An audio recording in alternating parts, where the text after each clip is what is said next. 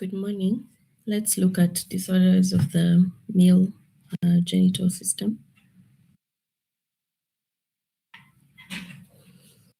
So, the male genital system includes the seminovesicle, the ductus deferens, what is called the vas deferens, the prostate, the penis, the epididymis, the testes, through the male genital system. So as we discuss the disorders, we're talking about disorders that involve these areas. So let's recap a bit on the anatomy. So the male genital system consists of both external and internal organs. The external organs being one, the penis, which is a copulatory organ that delivers semen into the female reproductive tract, and it contains erectile tissue. I think you learned this in your anatomy, which consists of two corpora cavernosa and one corpus spongiosum, which usually surrounds the urethra. That's why we consider the urethra as part of the male genital system, because the disorders of the male genital system do affect the urethra, though its main function is to transport urine. This penis is usually expanded in the distal end, and this is usually covered by a prepuce called the foreskin, and we're going to see disorders that affect the prepuce.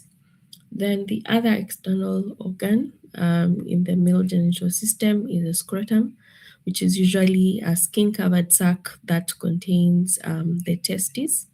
And this is because it regulates testicular temperature, keeping it at about 2 to 3 degrees centigrade below the body temperature.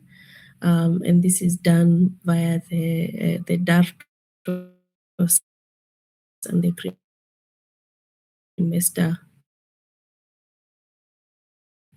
muscles to preserve the integrity of the of spermatogenesis, which usually occurs within the testes. Then for the internal genital organs, we have the testes, which are paired ovoid organs, which are contained in the scrotum.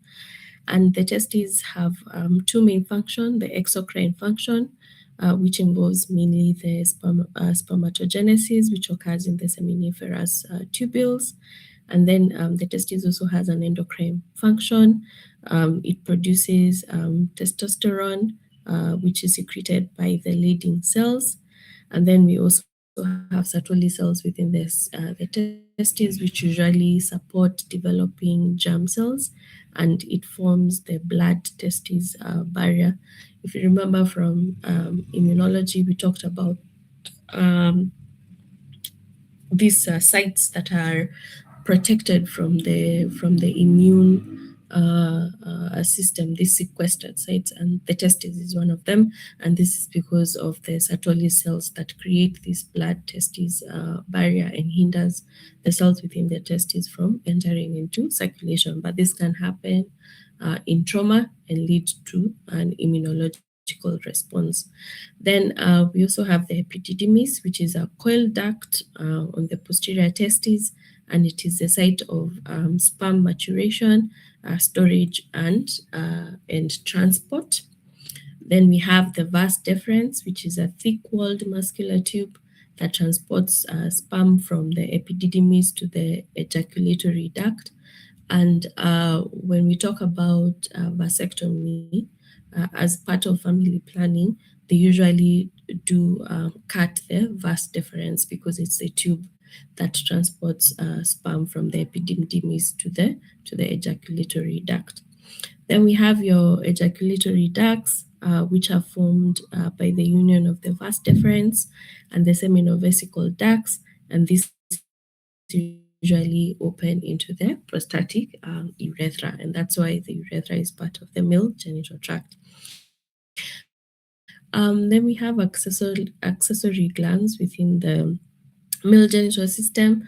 We have the seminal vesicles. The seminal vesicles usually secrete fructose rich alkaline fluid, which is a major component of semen. Then we have the prostate gland, which produces milky enzyme rich fluid, such as your prostatic specific antigen, which is usually measured especially in relation to investigation of prostate cancer, and this enhances sperm motility. Then we have the bulbourethral or copper glands, which secrete mucus-like pre-ejaculative fluid for lubrication and urethral neutralization, so that the sperm that is being produced does not become altered. Then we have, of course, the urethra, which is a common passage for both urine and semen. And it has specific parts in the male system. We have the prostatic urethra, the membranous urethra, and it also has some spongy parts. So what is the main role of the male genital system? Of course, spermatogenesis, which you've said occurs in the seminiferous tubules. It involves mitosis of the spermatogonia, meiosis of the primary and secondary spermatocytes, and spermiogenesis. And eventually now you form your spermatozoa. And this is usually regulated by your follicular stimulating hormone, which acts on the Sertoli cells, the luteinizing hormone, which stimulates the Leydig cells to produce testosterone, and testosterone, which is essential for maturation of sperm and secondary sexual characteristics. And then it is also mediated by inhibin B, which is usually in a negative feedback to FSH, so that FSH is not produced when you have enough testosterone. Why are these important? Later on in this semester, we are going to go through endocrine disorders, and we're going to see disorders that affect the production of FSH, LH, and testosterone, and how they eventually affect male fertility. Then, of course, the other main function is the hormone function, the production of testosterone, which is important for the maintenance of spermatogenesis. It is important for secondary sexual characteristics, that is the deep voice, the body hair, and the muscle mass that develops in the male gender. And also it is important for the maintenance of libido. But for purposes of this lecture, we'll talk about testosterone and its role in the development of some of the neoplasms. And you will see why in the treatment of some of these neoplasms, you do require to either you do what is called an ochiectomy. You remove the testes so that they stop producing testosterone, which is a main driver of neoplasms. So when we talk about disorders of the male genital tract, we're talking about disorders that include congenital malformations. So we have disorders that develop during the fetal period. Then we have disorders that occur due to infections. We have disorders that occur due to inflammation, and inflammation can be caused by autoimmune disease, exposure to other chemicals that are not necessarily infections. And then we'll talk about neoplasms, and here we'll focus on both benign and malignant neoplasms that affect both the internal and external organs of the male genital tract that we have gone through.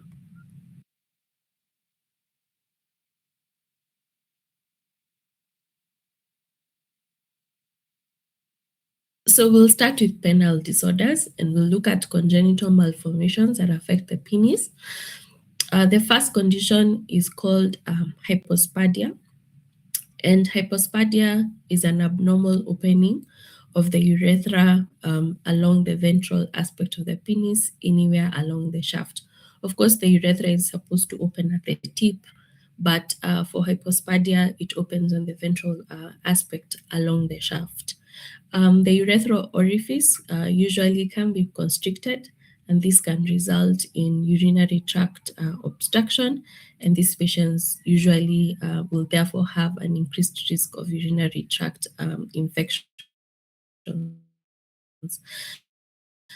This hypospadia can also be associated with other congenital anomalies, such as when you have a patient with hypospadia, you want to look for inguinal hernias, where the testis is usually found in the inguinal area, and also you want to look for the undescended testes, which will be found in the inguinal area. Then the other congenital condition is what is called epispadia. So we have hypospadia, opening on the ventral surface, and then epispadia, which is an abnormal urethral orifice on the dorsal aspect of the penis. And this is usually associated with bladder extrophy, which is another abnormality. I hope it was covered in disorders of the bladder. And they also produce lower urinary tract obstruction, and therefore these patients also are at high risk of developing urinary tract infections. Then the other congenital disorder is what we call phimosis, and this is a condition in which the prepuce cannot be retracted by the glans penis, though phimosis can either be congenital or acquired. So this is just a diagram. So hypospadia, you can see that the opening of the urethra, instead of being at the tip, it's at the ventral aspect below the glans penis. And then for epispadia, it's on the dorsal aspect above the glans penis. And when you have children with these disorders, you want to look for other malformations because they usually occur together.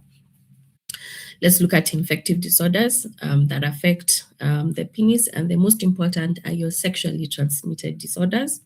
Number one is syphilis, which is transmitted which is caused by the bacteria Treponema pallidum. And for syphilis, you get a pinless chancre on the glans or the shaft. And we know that syphilis can progress to systemic disease if untreated. And we have primary, secondary, and tertiary syphilis. You can go and read them at your own time. Then the other sexually transmitted diseases, we have gonorrhea, transmitted by Neisseria gonorrhea.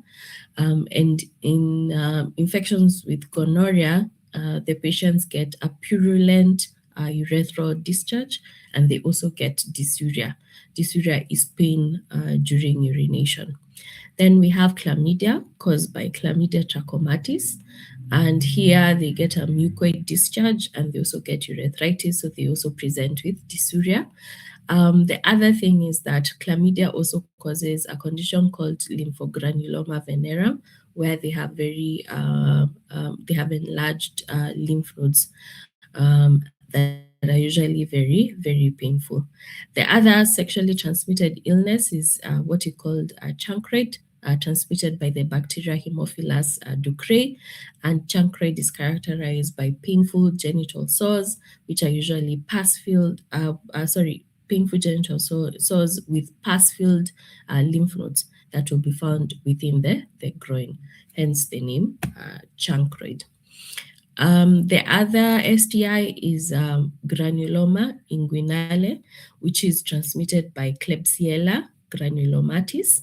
And this is usually a chronic sexually transmitted illness that is characterized by progressive, painless ulcers, usually found in the genitals. Then we have genital herpes through herpes simplex virus 2, which usually causes painful vesicles and ulcers. And we've also noticed that because of changes in sexual practices, we are also having the oral herpes, the HSV1, also being found in the genital region. Then we have the human papilloma virus, which usually gives genital warts, which are called condyloma acuminata. And also, of course, the high-risk types of the human papilloma virus have been linked to penile carcinoma, as you will see. Then we have non-sexually transmitted infections that affect the penis. Number one is what we call balanitis, and balanitis is infection of the glans penis. Then we have prostatitis, which is inflammation of the prepuce. And then we have balanoposthitis that combines both the balanitis and the posthitis, which is inflammation of both. This is usually caused mainly by Candida albicans. It can also be caused by anaerobic bacteria. It can also be caused by Gannerella and other pathogenic bacteria, and these are the causes for the balanoposthitis. This balanoposthitis usually occurs as a result of poor local hygiene in uncircumcised males with accumulation of discommitted epithelial cells, sweat, and debris, hence giving you the balanoposthitis. In this condition, the distal penis is usually red, swollen, and tender, and you will have a purulent discharge. And then they can get an acquired phimosis, where now the the prepuce cannot be retracted, and this acquired phimosis develops from scarring of the prepuce, secondary to previous episodes of balanoposthitis. And of course, when you have an acquired phimosis, these patients are going to present with recurrent urinary tract infections because of obstruction in urinary flow that creates stasis and creates an environment where bacteria grow and lead to recurrent infections. Then we have neoplasms that can affect the penis, and the most important benign neoplasm is condyloma acuminata, and we've said that this is a sexually transmitted epithelial proliferation, what we call warts, so penile warts, that are caused by the human papillomavirus, the serotypes type 6 and type 11. The unfortunate thing about them is even after excision, they usually tend to recur, but it is normally your condyloma acuminata, since it's caused by low risk HPV, rarely transforms to malignance. And this image just shows you the warts on the penile shaft.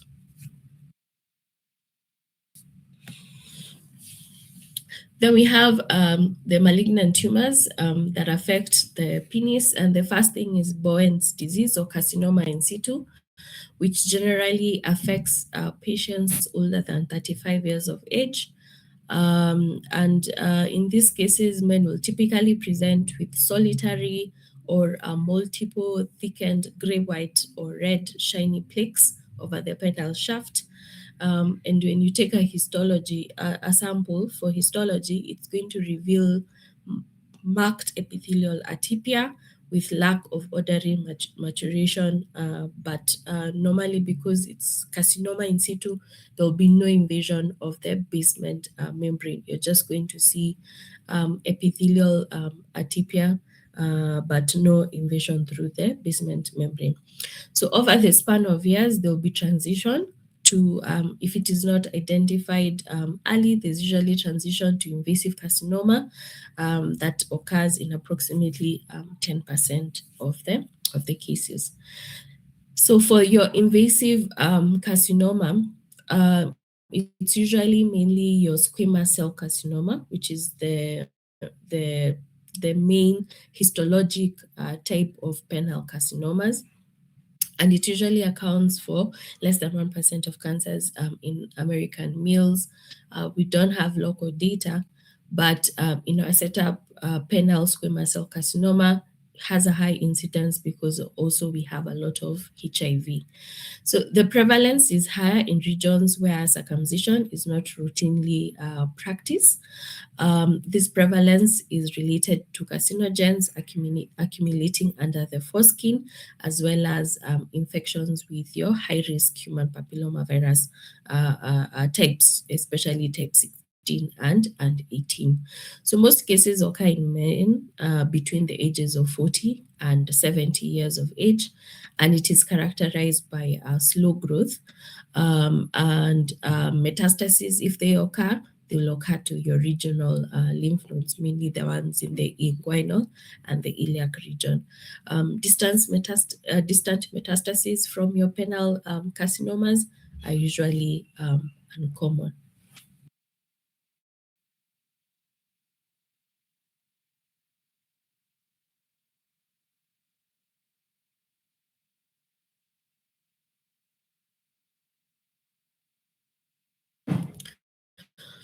Okay, let's look at the testes and the epididymis. We'll look at congenital anomalies, and the most important congenital anomaly that affects the testes is cryptorchidism, where you have an undescended testis, and this usually affects 1% of 1-year-old boys and represents failure to descend. It is usually unilateral and an isolated anomaly, but it can also be bilateral, where both testes have not descended, and this is usually seen in 25% of the patients. It can occur with other genital malformations. Therefore, when you have a patient with cryptorchidism, you want to thoroughly examine them to ensure that you've not missed any congenital malformation. In cryptorchidism, the testes can be found anywhere along the normal abdomen to scrotal sac pathway. I hope you remember from your embryology that the testes migrates from the abdomen to the scrotal sac. But in some cases, that descent is arrested, and you end up having the testes stuck somewhere along the pathway, what we call the cryptorchidism. So defects in transabdominal descent account for only 5% to 10% of the cases, but majority of these cases will involve abnormalities in the descent through the inguinal canal, and this is where most undescended testes are going to be found. So cryptorchidism is associated with inguinal hernias in 10 to 20% of the cases. And since the testes require a cooled environment, which we say is the purpose of the scrotal sac, most of these patients are going to present with sterility. Of course, the testis is a site of spermatogenesis. And then also, because the testis has not descended, it usually increases the risk of developing testicular malignancy. The good thing is most cryptorchid testes spontaneously descend in the first year of life. And for those that do not, surgical correction, what you call osteopexy, before the second birthday usually improves but does not guarantee fertility, and it will reduce the chances of getting a testicular malignancy. And with a warm environment in the inguinal region and in the abdomen, that's what is going to affect spermatogenesis. So it's usually important to have the testes descend or perform an osteopexy as early as possible to try and preserve fertility. And as you will, I don't know whether you guys rotate, but for medical students, when they're rotating in pediatrics, one of the things that they're taught is once a child is born, you want to perform a thorough examination. You want to examine the scrotal sac and ensure that both testes are present. If not, then the mother is made aware so that you can monitor that child to see whether the testes are going to spontaneously descend, and if they don't, then you perform an osteopexy. Another anomaly that can affect the testes is where you can have testicular atrophy. Of course, it comes with decreased fertility. This can be congenital due to a developmental abnormality, especially the genetic abnormality Klinefelter's syndrome, where you have two X chromosomes and one Y, chromosome XXY, it usually leads to testicular atrophy. You can also have a testicular atrophy that is secondary to cryptorchidism. It can occur secondary to vascular diseases, like, for example, atherosclerosis, inflammatory disorders, hypopituitarism. And of course, for hypopituitarism, it's because it's producing the FSH-LH, which we have said is important for spermatogenesis. So if you have hypopituitarism, then of course you're not producing the FSH-LH, you're not stimulating the testes to produce testosterone. Also in malnutrition, and in patients who have persistently elevated levels of follicular stimulating hormone, so that the negative effect by, or the negative feedback by inhibin does not work, then this also does cause testicular atrophy. Or those who have exogenous androgenic or anti-androgenic hormones in radiation and also in chemotherapy. So one of the side effects, even for bodybuilders who use steroids to try and build muscles, is usually that those androgens can cause testicular atrophy, amongst other complications, which you can read in your own time.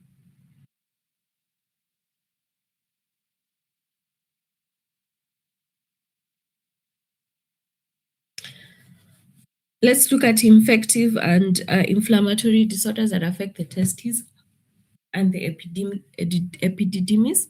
So they're usually more common in the epididymis than in the testes. The exception is syphilis, which usually begins in the testes and secondarily progresses to involve the epididymis. So we have non-specific epididymitis and otitis. Otitis is inflammation of the testes that usually typically results from a primary urinary tract infection that reaches the epididymis via the vas deferens or the spermatic cord lymphatics. We've seen from the urethra how the urethra is connected to the rest of the male genital tract. So you can have infections within the urethra that now goes to the epididymis and the testes. Childhood epididymitis is usually associated with congenital genitourinary malformations that usually now lead to the gram-negative road infections, especially your E. coli, amongst the others. In sexually active men younger than 35 years of age, chlamydia trachomatis and Neisseria gonorrhea infection are the most common culprits that will give you epididymitis and otitis. In men who are older than 35 years of age, common UTI agents, your E. coli, your Pseudomonas, are usually the main causes of your epididymitis and your otitis. And of course, we've learned from general pathology that you have acute inflammation, sometimes can progress to chronic inflammation, and of course you heal with fibrosis. So inflammation leads to scarring, and this can result in infertility in these patients.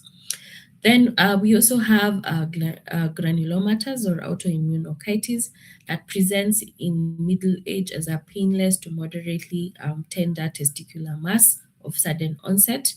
And when you perform histology, it reveals spermatic tubules granulomas. So you see granulomas, and this usually occur due to an autoimmune injury.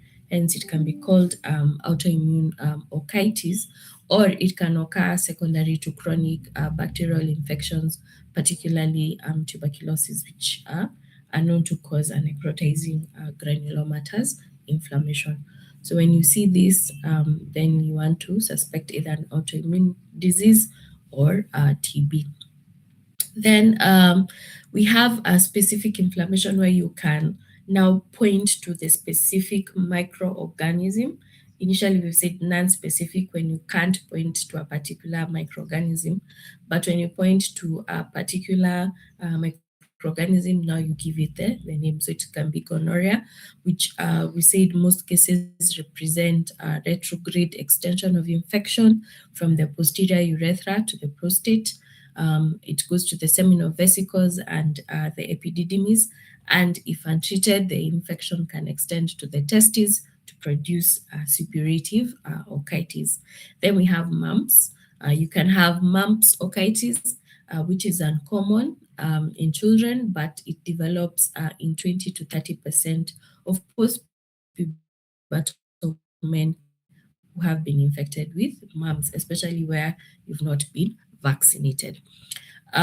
This usually results about a week after the onset of parotid infection. So the patient will present with a facial swelling because of parotid inflammation, and then now this will progress into an acute interstitial orchitis that affects the testes. Then, of course, we've talked about tuberculosis, which usually begins in the epididymis with secondary involvement of the testes. And of course, histologically, you're going to see cacheating granulomas that are usually identical to other sites like the lung and other areas. Then, of course, we have syphilis that can occur both as congenital or acquired forms. So you know that syphilis can be transmitted from mother to child. Hence why in pregnancy, one of the tests that we do is to look for syphilis. And if it is there, you treat the mother because of the chances of mother to child transmission. So it can either be congenital or acquired and can present as an isolated orchitis without involvement of adnexal structures. Histologically, syphilis has nodular gomas, or what are diffuse interstitial inflammation with edema. And the inflammation is mainly lymphoplasmacytic. So you see lymphocytes and plasma cells, and then they also affect the arterioles. So you get obliterative and arteritis.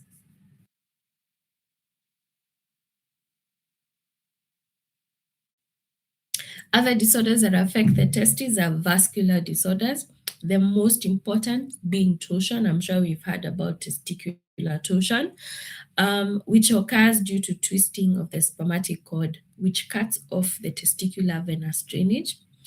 Since the thick-walled arteries remain patent, there's intense vascular congestion, potentially followed by hemorrhagic infarction.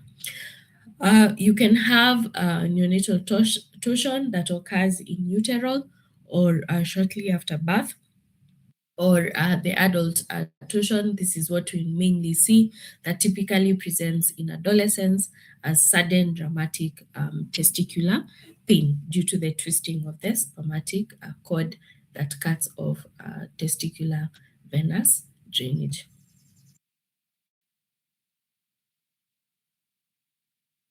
So torsion often occurs without any inciting injury and can even occur during sleep. So torsion is a true urologic emergency, and surgical and twisting must be done within 6 hours of onset to preserve testicular viability.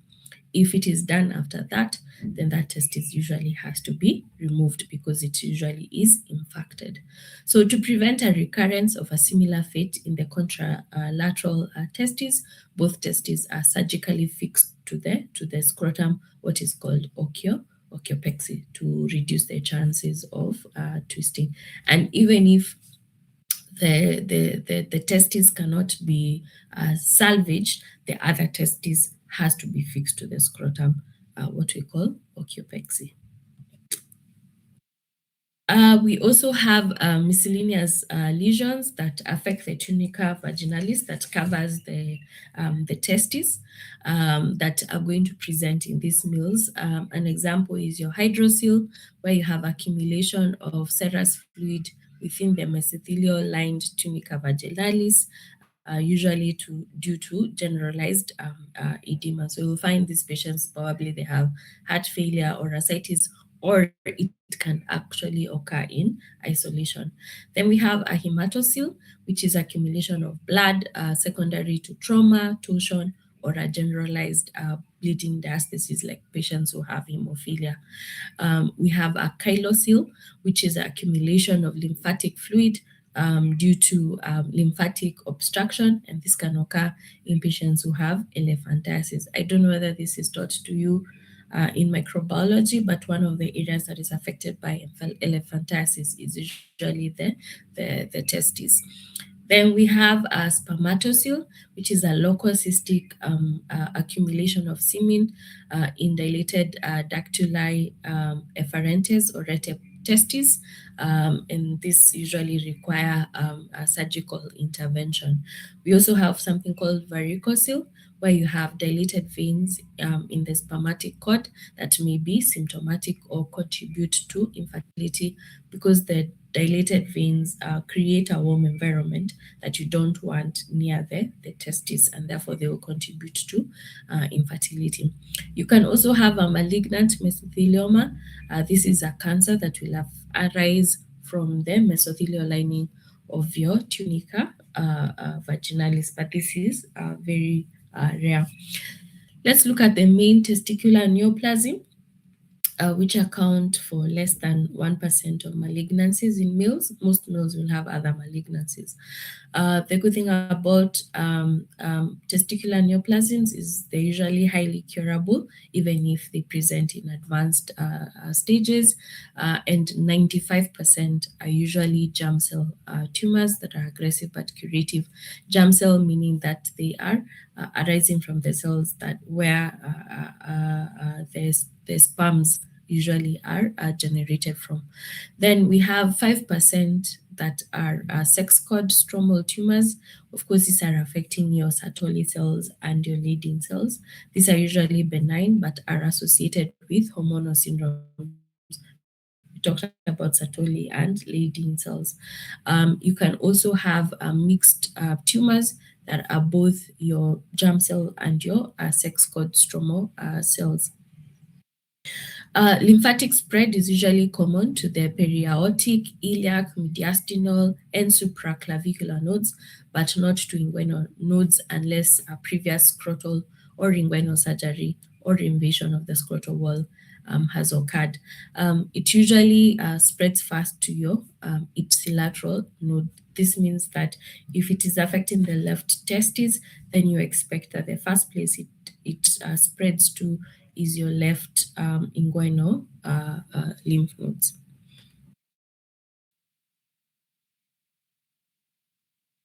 So the risk factors for testicular neoplasm, number one is cryptorchidism. So if you have an undescended testes, this increases your risk of developing testicular neoplasms. The other includes cryptorchidism. This testicular dysgenesis syndrome has been related to pesticide and non-steroidal estrogen exposures in utero. Then we also have genetic factors that are reflected by familial clustering and increased incidence of testicular carcinomas among brothers and sons of affected individuals. For testicular neoplasms, most will arise from a focus of intratubular germ cell neoplasia. So these germ cells become abnormal, and then the cells proliferate and give you a testicular malignancy. So hematogenous spread is usually to the liver, lungs, brains, and bones. And metastasis may differ from the primary lesion histologically, though when you perform immunohistochemistry, you'll identify that the origin is the same. Your lactate dehydrogenase levels usually correlate with tumor cell mass, so that if the LDH levels are very high, it means that the patient has a very big tumor or a tumor that has spread. Serum tumor markers are used for staging. They're used for assessing the tumor burden and also for assessing response to therapy. And the tumor markers we use for testicular malignancies are your alpha fetoprotein, the human chorionic gonadotropin, and also now your LDH. So you're supposed to obtain these levels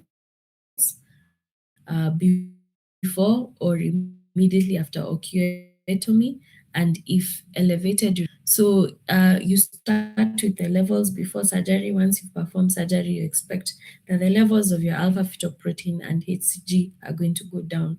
And if they don't go down, it indicates that there's residual disease. Testicular tumors have a classification, and we've said that 95% of them are germ cell tumors. And this germ cell tumors, mainly you have your seminoma, which originates from the germinal epithelial, 50% of your testicular germ cell neoplasm, and it has a peak incidence between 30 to 40 years of age. Then we have, so we're talking about the seminomas as neoplasms, and we have the spermatocytic seminoma, which is an uncommon neoplasm that accounts for 1 to 2% of all germ cell tumors, typically occurring in older patients who are older than 65 years of age. These tumors are usually indolent with little tendency to metastasize, and they're not associated with that intratubular germ cell neoplasia. But for your seminomas, they do arise from your intratubinal germ cell neoplasms. Then we have the non-seminomatous neoplasms. An example is your embryonal carcinoma, which peaks between 20 to 30 years of age.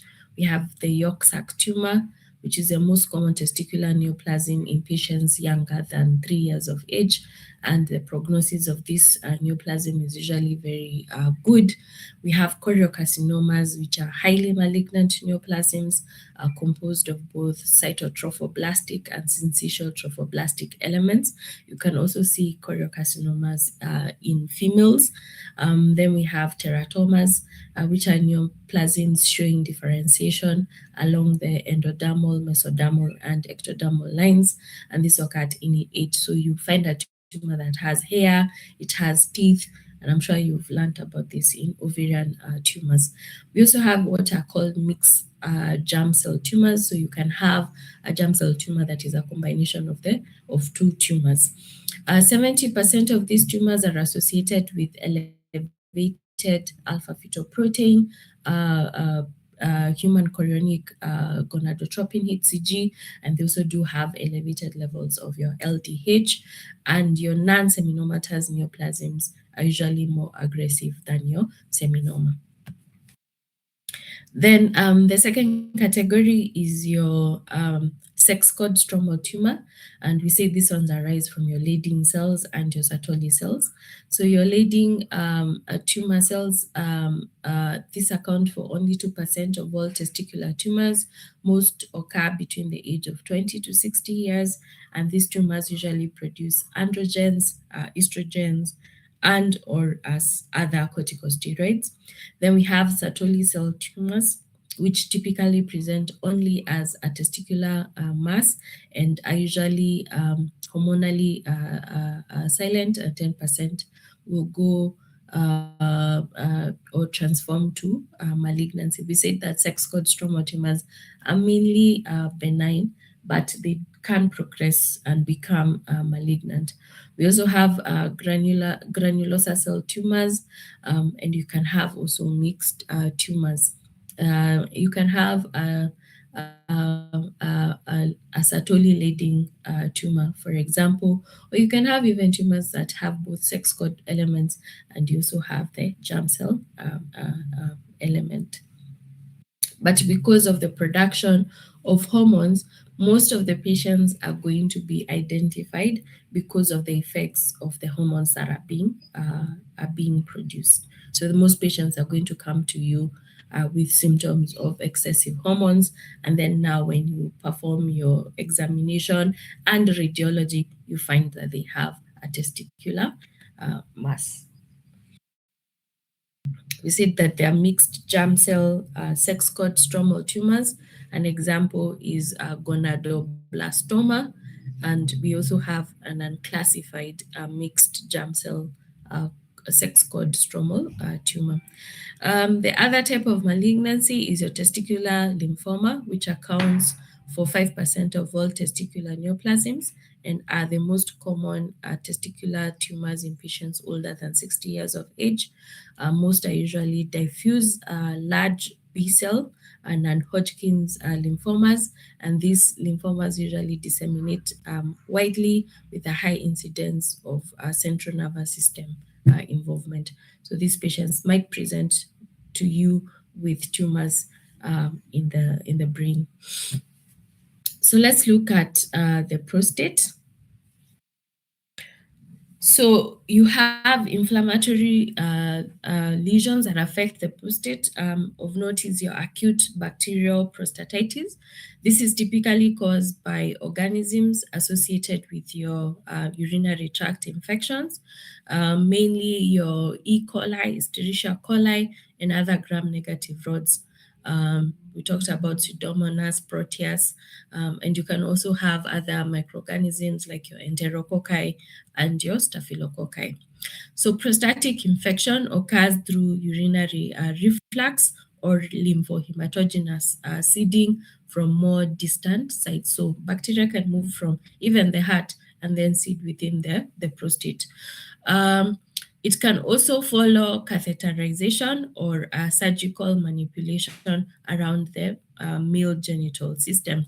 So patients usually will present with fever, chills, dysuria, and they'll also have a boggy and markedly tender prostate, and diagnosis is usually based on clinical features, and then you also take a urine for urine culture, and you'll be able to identify the microorganism causing the acute bacterial prostatitis.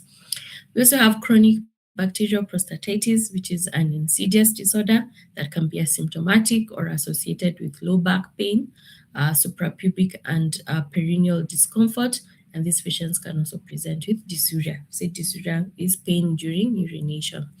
It is frequently associated with a history of recurrent UTIs, but without previous acute prostatitis. And organisms are those typically involved in acute prostatitis, those that cause UTIs.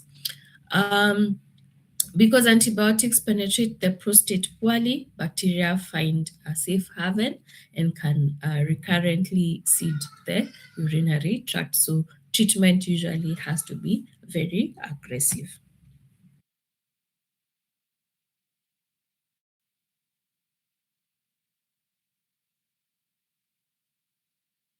You can also have chronic bacterial prostatitis, meaning that you have inflammation of the prostate that is not caused by bacteria, and this is a most common form of prostatitis. Manifestations are similar to those of chronic bacterial prostatitis, but without recurrent urinary tract infections, because you said it's a bacterial. Prostatic secretions usually contain more than 10 leukocytes per high power field, but cultures are usually uniformly negative. You're not going to find any bacterial infection. We have granulomatous prostatitis. You can have a granulomatous inflammatory process within the prostate. And this usually occur with systemic processes, like, for example, if you have tuberculosis, or you have sarcoidosis, or you have fungal infections that get to the prostate, then they give you granulomatous prostatitis. So those are the most important benign conditions of the prostate. When you talk about the prostate, we are mainly interested in the tumors, and we're interested in the benign version, the benign prostatic hyperplasia, and the malignant version, which is the prostate carcinoma. So for your benign prostatic hyperplasia,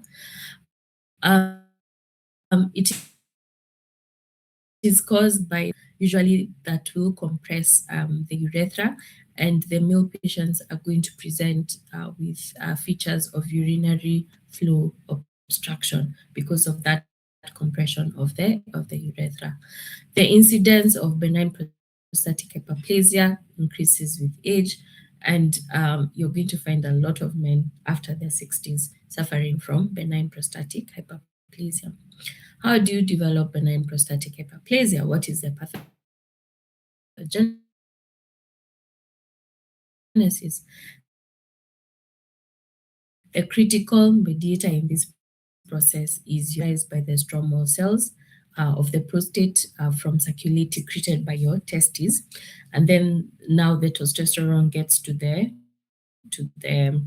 prostate, where the stromal cells will convert this testosterone to your dihydrotestosterone by the activity of 5-alpha reductase. Why is this important? Because one of the treatment involves inhibiting this enzyme so that you don't form your dihydrotestosterone. So this DHT, then binds to nuclear androgen receptors that are found on the stromal and epithelial cells of the prostate. Once they bind, they activate transcription of androgen-dependent genes. This DHT also increases the production of secondary growth factors and their receptors, particularly your fibroblast growth factor 7 by stromal cells. And this fibroblast growth factor 7 acts in a parenchyma and also inhibit epithelial apoptosis, so the cells are not dying. Other growth factors, apart from the fibroblast growth factor 7, we have fibroblast growth factor 1 and 2, and transforming growth factor beta, which are also produced, and they will contribute to driving fibroblast proliferation. So in the end, you end up having a prostate that has increased stromal proliferation, and you have your epithelial hyperplasia because you have epithelial apoptosis that is inhibited. So these epithelial cells will persist and they'll become hyperplastic. So how do these patients present? We've said that they present with symptoms of lower urinary tract obstruction due to the increased size of the prostate and the extrinsic compression of the urethra. And also we have smooth muscle-mediated contraction of the prostate, which now is enlarged. So the increased resistance to urinary outflow leads to bladder hypertrophy and distension with urinary retention. So if urine is not able to pass properly through the urethra, you have very little urine that is passing, then most of it remains in the bladder, leading to distension, and then eventually you have bladder hypertrophy. So patients will present with features of urinary frequency. So frequency means the patient is going to come to you and say they're going to the toilet more oftenly than not. Nocturia, so someone who used to sleep throughout the night without waking up to pee, now is waking up several times at night to pee, what we call nocturia. Then they also have difficulty starting and stopping the stream of urine. So they're feeling the urge to go to the toilet, but starting to urinate is difficult. And once they start, you can't stop the urination. So this leads to what is called terminal dribbling. So after you've emptied your bladder, there's still that urine that comes out. It also leads to hesitancy, decreased force of stream, and also they strain. Then we have, with time, you have chronic urinary stasis with resultant bacterial overgrowth, and these patients get persistent urinary tract infections. And we've said that this leads to bladder hypertrophy and distension, and this will lead to the development of a urinary bladder diverticula. And if this progresses, the urine then backtracks all the way to the kidney, giving you hydronephrosis. So therefore, what are the complications? The complications of a benign prostatic hyperplasia can either be of the lower urinary tract or the upper urinary tract. So for the outlet obstruction, and you get acute urinary retention. So acute urinary retention is sudden inability to pass urine, and this is usually a urological emergency.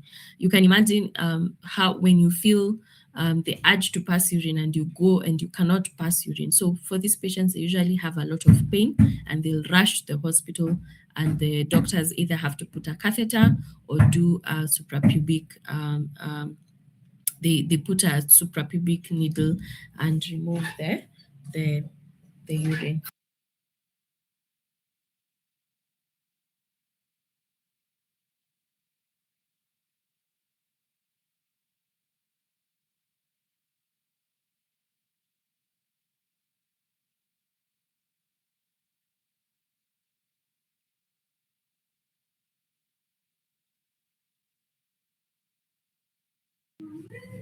The other complication that can occur is chronic urinary retention, where you have gradual inability to empty the bladder, and this usually leads to outflow incontinence and increased residual.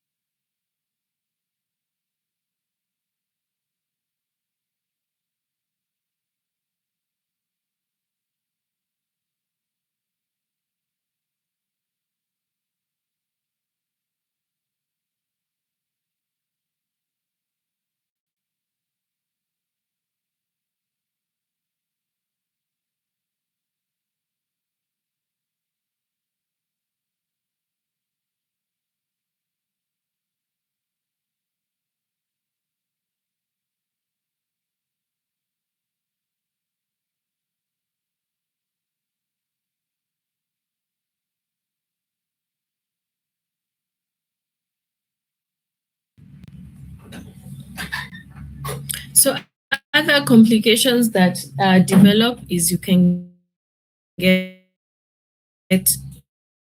recurrent urinary tract because you have stagnant urine flow that usually promotes bacterial growth. And these patients, of course, will present with features of reduced flow and also UTIs. So they're going to have dysuria, pain when urinating. They're going to have urinary frequency, urgency, and because it's an infection, they're also going to present with fever. Another complication is bladder stone formation, what we call urolithiasis. So that chronic stasis usually leads to stone formation and can worsen obstruction and cause hematuria. Another complication is a bladder diverticula. Because of that urine being retained within the bladder, you'll develop outpouchings of the bladder mucosa due to increased pressure. And this diverticula can trap urine. And when they trap urine, they're going to create a site that promotes bacterial growth. So you're going to have infection, and also you can have a stone formation in these sites. Then we have your upper urinary tract complications. These occur due to long-standing obstruction that eventually affects the kidney. So you end up having what we call hydronephrosis. And hydronephrosis is where you have dilatation of the renal pelvis and calyces due to back pressure. The urine is not flowing. This hydronephrosis can be unilateral, affect one kidney or both kidneys, so it can be bilateral. Eventually, patients with benign prostatic hyperplasia can develop chronic kidney disease. That is, they can get renal failure, and this is because of prolonged obstruction that leads to decreased renal function, and this can be silent until advanced. So you have this patient now presenting with you with full-blown features of chronic kidney disease. For the treatment of benign prostatic hyperplasia, therapy includes alpha blockers that will inhibit alpha 1 adrenergic receptors, mediating prostate smooth muscle tone. We talked about the contraction. Also, the main drugs are usually your 5-alpha reductase inhibitors that can reduce the underlying dihydrotestosterone mediated stimulation. And if this does not work, then you perform a surgical excision. You actually excise the prostate. The most important condition that affects the prostate is the prostate adenocarcinoma, which is the most common form of cancer in males, with 1 in 6 lifetime risk. So 1 in 6 men are going to develop prostate cancer in their lifetime.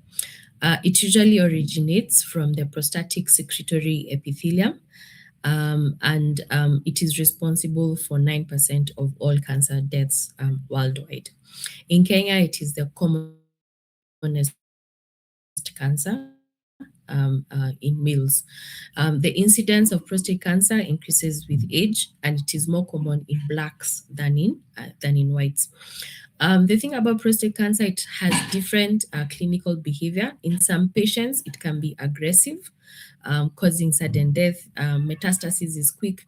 And in some cases, it's indolent and it's only identified incidentally. Adenocarcinoma of the prostate is the most common histologic type, and we mostly see acinar adenocarcinoma. You can have ductal adenocarcinoma, but acinar type adenocarcinoma is the most common. In fact, majority of your prostate cancers are going to be prostatic acinar adenocarcinomas. This is just an image I removed from the GloboCan 2022 that gives statistics on cancer. And you can see worldwide in males, of course, lung cancer is usually the most common. And then secondly, you have your prostate cancer. And then for both sexes, prostate is number 4 after lung, breast, and colorectal cancer. So you can see the incidence of prostate cancer is very high. And we've said in Kenya it's the commonest cancer in males, and therefore knowing about it is important. What are the risk factors? We have advancing age, so incidence increases with age. We've said Africans are more susceptible to the cancer than whites. We also have hormonal influences, particularly your testosterone. And then we have certain genetic factors like your BRCA2, the HOX B13, and Lynch syndrome, which is also associated with colonic tumors. I'm sure you learned this in colon cancer. Then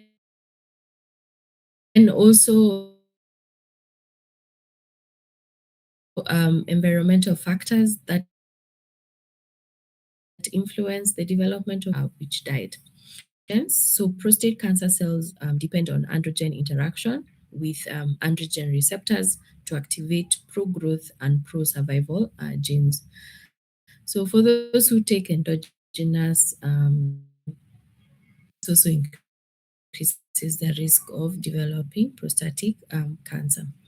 Then we have genetic factors where risk increases with the number of first-degree relatives with prostate cancer, especially in relation to the BRCA2 gene mutations and the HOXB13 mutations. You can also develop other acquired mutations and epigenetic changes that will lead to the development of prostate. Then we've talked about diet. So risk is associated with increased fat consumption. So if you're taking the roasted meats and food that is rich in fats, then this increases the risk of developing products that appear to prevent or delay progression of prostate cancer. Tomatoes, vitamin D, selenium, and also soy products have been shown to prevent or delay the progression of prostate cancer. Then if you have precursor lesions within the prostate, then this can progress to prostate cancer, particularly your prostatic intraepithelial neoplasia PIN. This usually progresses to prostate cancer. What is the clinical cause of prostate cancer? We've said that majority have an indolent cause, they're silent. And some patients will actually be treated with watchful waiting, especially if they have a lower grade of the prostate cancer. You don't perform any intervention, you just wait. But for others, they can have an aggressive form that requires very aggressive treatment.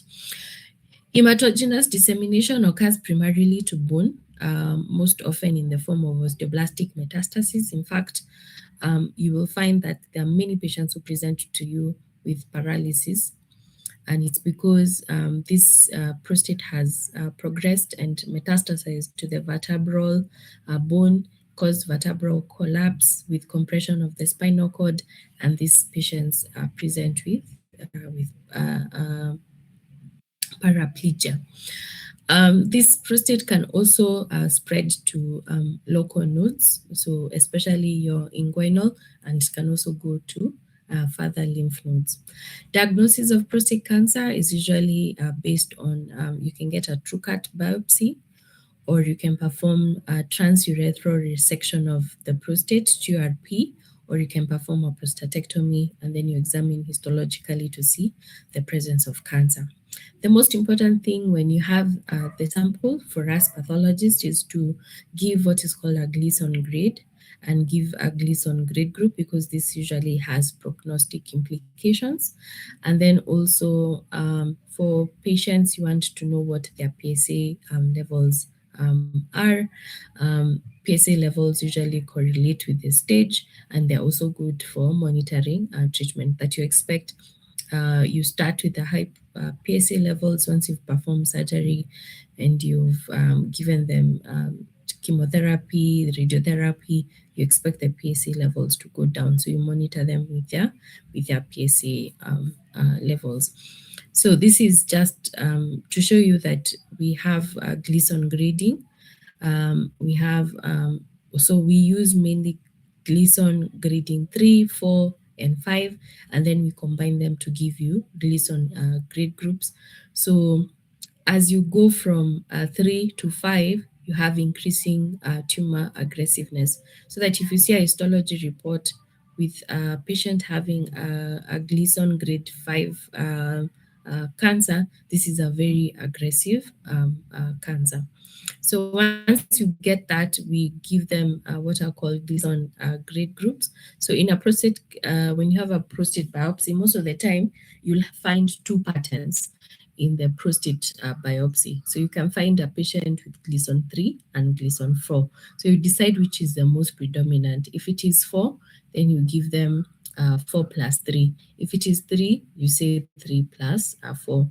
Then if they predominantly just have Gleason 3, you give them 3 plus 3. So there's usually the primary and secondary pattern, and so you give them the grade group 1. So this grade group 1, these are your indolent tumors that are usually treated with watchful waiting. But now when you start getting your Gleason 4 and your Gleason 5, then now you go you have to treat. So there are 5 Gleason grade groups depending on the pattern that you will see in your histological segments, with a Gleason grade group 5, meaning that this is the most aggressive form of uh, prostate cancer. Um, for treatment, of course, we've talked about PSA being the most important test in diagnosis and management of prostate cancer. And we know that PSA is a product of prostatic epithelium, and we use it to monitor treatment. So for the treatment of PSA, you want to perform surgery, radiotherapy is usually also performed. Then you want to give them anti-androgen therapy, because you said androgens are the main drivers for the development of prostate cancer. And then also you can perform an osteotomy.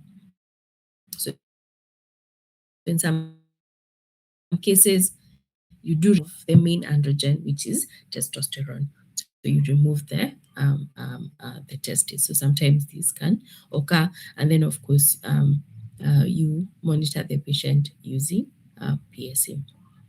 That's my last slide. Any question?